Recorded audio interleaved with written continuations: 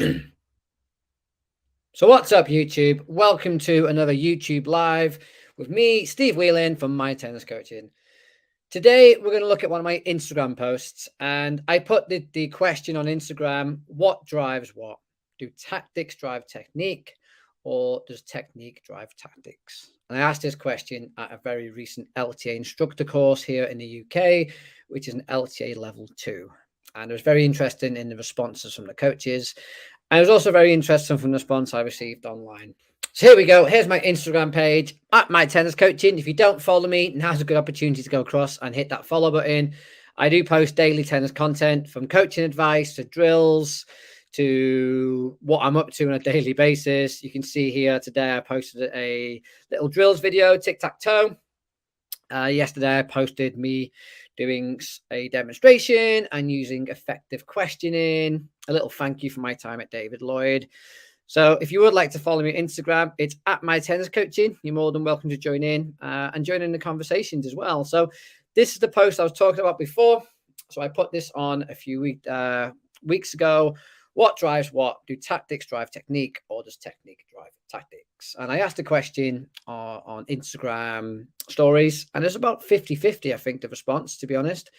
And if you're not too sure what the context of the question is, a lot of coaches will teach technical aspects of the game first, and then they'll teach the tactics. And a lot of coaches will teach the tactical side of the game first, and then they'll tie in the technique. So the question was very simple. Chicken or egg, what comes first? Do tactics come first and then technique, or does technique come first and tactics? So when I put this question forward to the learners on the recent LTA instructor course, I had 13 learners. 11 picked technique before tactics, and only 2 picked tactics before technique. When I sort of challenged the first group, the 11 learners, of why they picked technical aspect first over technique, why they picked technique over tactics, the response was pretty much similar. They said that you need to learn how to hit the ball first before you know how to use it.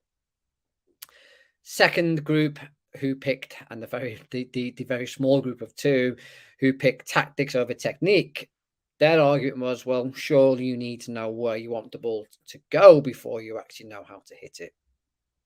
And my response, which I put on a few days later, which was actually the day later, sorry, was 5 reasons why tactics drive technique. So I'm a big believer of teaching the game of tennis, and the game of tennis normally involves serve, return, and then some type of rally. Sometimes doesn't always get that far, but it's a sport, and in most sports, you play tactically first.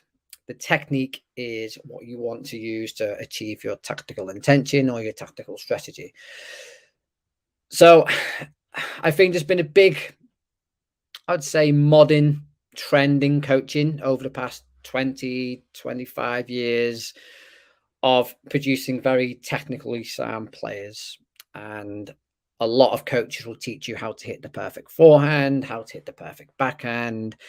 But tennis, I call it the imperfect game. You're going to be pushed back behind the baseline. You're going to be inside the baseline. You're going to be wide. You're going to be central.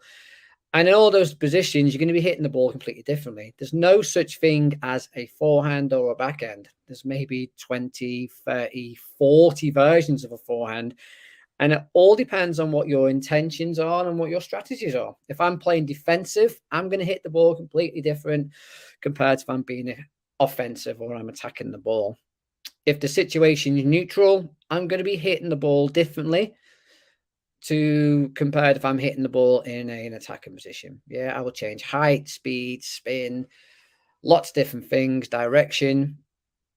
And therefore, I'm a big believer that tactics drive the technique.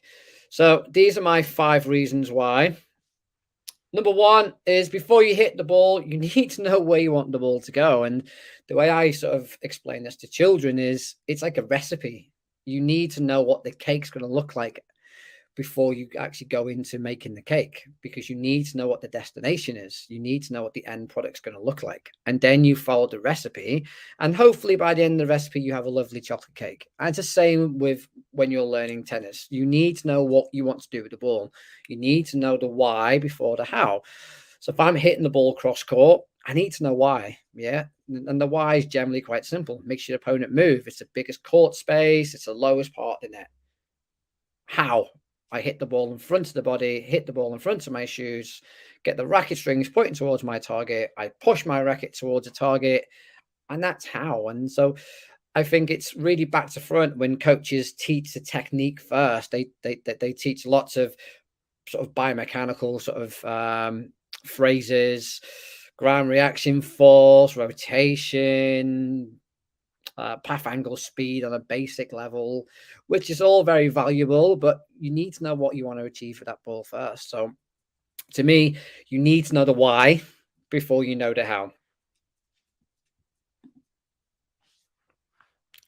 The second sort of reason why I put forward is tennis is an open game. It's not a game of isolated shots, and too often coaches isolate the game down quite a lot. They will get you to stand in one spot, and they'll feed you very isolated balls, which you'll hit over and over again. And the coach will tell you that you need good repetition in tennis, which to a degree you need to be able to repeat the action, but you're never probably going to sort of receive the same ball twice. That ball's going to be slightly different. It could be a little bit higher, a little bit quicker, a little bit more spin, bit slower, slightly wider, slightly more in sort of into the body. And so when coaches sort of isolate the game and sort of get you to sort of work on this repeatable skills, it does have a little bit of value because muscle memory and stuff like that, but it's too isolated. If you watch a tennis match, you never get the same ball twice in a row. It's very rare. And like I mentioned at the start of this chat, like you're not going to hit one forehand. You're going to hit maybe 40, 50 forehands in a match, all slightly technically different.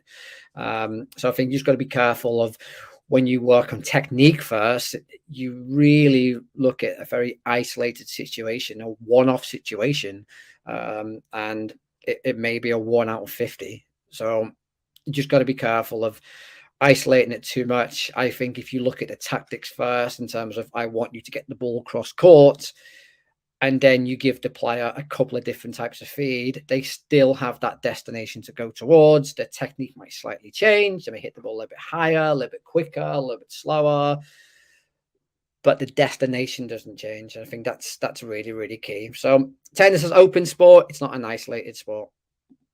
My third reason why tactics drive technique is you win by outplaying your opponent. You win by controlling time and space and putting stress and anxiety on your opponent. You don't win points in tennis by looking good. It's not the Olympics. It's not synchronized diving or synchronized swimming, where you'll get a judge scoring you out of 10 on your technique. It just doesn't exist. If you look at Danny Medvedev, would you say his technique is absolutely gorgeous to look at? Probably not. People call him awkward, unorthodox, but he's highly effective because he wins point, and he's currently, as I'm recording this video, world number one. But if he was to go into your tennis club, how many coaches would try and change his technique because it's not the picture perfect model that we all believe tennis players should look at, should look like? We all believe they should look like Roger or Rafa. But even with Rafa, with his sort of high sort of kick sort of follow through, like how many coaches in this country especially would then try and change his technique? If you look at Santoro, who hit double-handed on both sides, like how many coaches would then try and change his technique because it's not picture perfect? But you don't score points for how it looks. You score points for how effective it is. And to me, when I'm analyzing and assessing players, I look at how effective you are. Can you repeat that sort of effectiveness under pressure?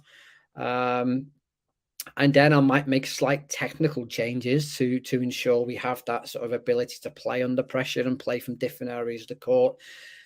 But remember, tennis is a sport. Sport is tactical. And again, this third sort of hint is tennis should be tactical and not technical.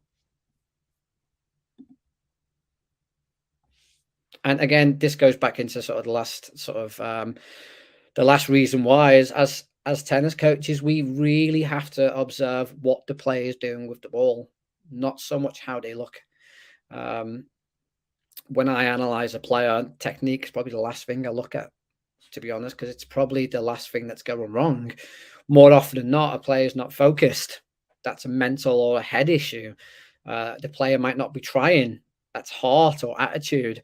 They may be in the wrong position. So that could be tactically or athletically.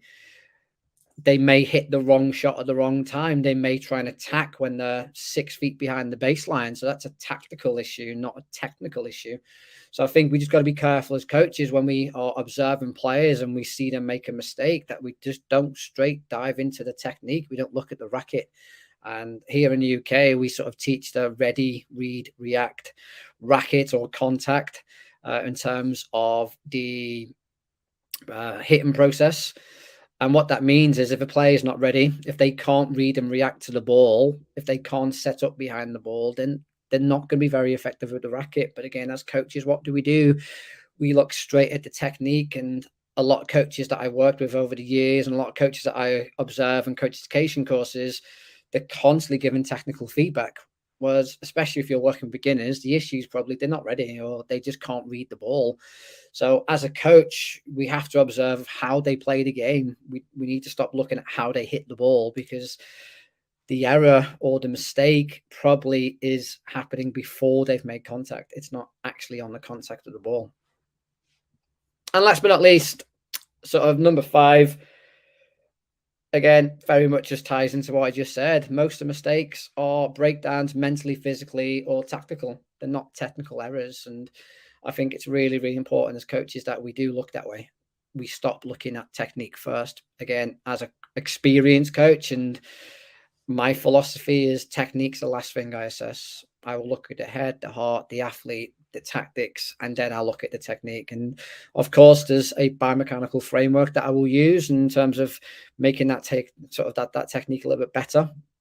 But it has to link into the tactics. So if I want the player to be attacking the ball more, I may want them to go through the center of the ball more, hit the ball a little bit flatter, hit the ball a little bit earlier. If my player's in a defensive position, I may want more spin and more height to give them time to push their opponent back. That's how I link in the technique. Again, it has to link in with the tactical situation that the player sort of finds himself in. But I just thought I'd sort of share that today. Again, this is live, so please excuse me if I'm rambling on just a little bit. But I thought I'd just maybe once a week drop into a live. Happy to answer any questions and stuff. As the channel and the community is growing, I'm probably not expecting many people to be watching this live. But if you are watching the re-recording, please leave a comment down below on anything that I've said today, or any insights or philosophies or thoughts that you may have as a player or a coach on tactics and technique. Hopefully find some value in this. If you have found some value, smash that like button. And if you are new to the channel and you would like some daily content, please subscribe. I am trying to grow this channel as much as possible, and I just want to share advice, philosophies, ideas, and I want to learn as much from you as a tennis community as hopefully you can learn from me. Thanks, YouTube, and until next time, I'll see you soon.